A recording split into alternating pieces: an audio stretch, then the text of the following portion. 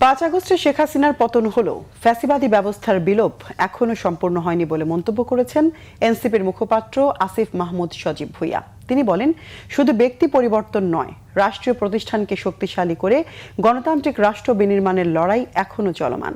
বিচার ও সংস্কারের অগ্রগতি প্রত্যাশার তুলনায় ধীর হওয়ায় জনগণের মধ্যে হতাশা থাকলেও জুলাই গণ অভ্যুত্থান বাংলাদেশের গণতান্ত্রিক অগ্রযাত্রায় গুরুত্বপূর্ণ মাইলফলক বলে মন্তব্য করেন তিনি।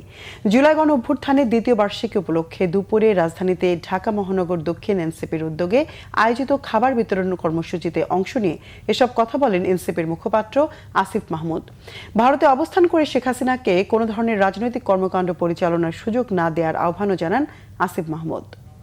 সফল হয়েছি, কিন্তু ফ্যাসিবাদী ব্যবস্থার বিলোপ আমরা এখন পর্যন্ত করতে সক্ষম হই নাই। আমরা এটাকে বলি যে শুধু চেয়ারের উপরে ব্যক্তির পরিবর্তন হয়েছে, কিন্তু যেই ঘুণে ধরা চেয়ার, যেই ঘুণে ধরা রাষ্ট্রকে আমরা শক্তিশালী করতে চেয়েছিলাম, রাষ্ট্রীয় প্রতিষ্ঠানগুলোকে শক্তিশালী করতে চেয়েছিলাম, সংবিধান কাটাছেড়ার মধ্য দিয়ে যে একটা ফ্যাসিবাদ প্রতিষ্ঠা করা হয়েছিল বিভিন্ন কালাকানুনের মধ্য দিয়ে, সেখান থেকে বাংলাদেশকে আবার একটা শক্তিশালী রাষ্ট্র বিনির্মাণের দিকে নিয়ে যেতে চেয়েছিলাম। সেই লড়াইটা আমাদের এখনো চলমান আছে বলে আমি মনে করি।